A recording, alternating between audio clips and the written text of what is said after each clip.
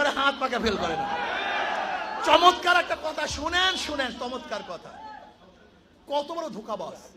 যেমন যারা নৌকা নিয়ে নির্বাচন করে, তারা নৌকা চালাতে পারে না।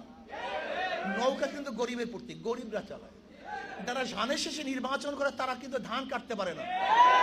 কাদের প্রতীক ধানের শীষ? গরিবের প্রতীক। নাঙ্গল নিয়ে যারা নির্বাচন করে, নাঙ্গল নিয়ে যারা বহন করতে পারে না, অথচ প্রতীক কাদের? গরিবদের প্রতীক। দেখেন সবাই গরিবদের শুভাকাঙ্ক্ষী, কত বড় ধোঁকাবাজ। এরপর আসেন যারা কাস্তে নিয়ে নির্বাচন করে, ওই যে কাঁচি যা দিয়ে ধান কাটে, কাঁচি দিয়ে কারা কাজ করে? গরিবরা কাজ করে। গরুর গাড়ি নিয়ে যারা নির্বাচন করে, গরুর গাড়ি কারা চালায়?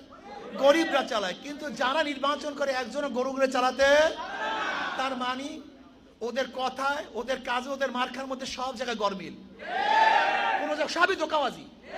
ওদের বক্তব্য ধোঁকাবাজি, ওদের মার্কার মধ্যে ধোঁকাবাজি। ইসলামী আন্দোলন বাংলাদেশ হাত পাখা নির্বাচন করে, যারা নির্বাচন করে তারাও চালাতে পারে। যারা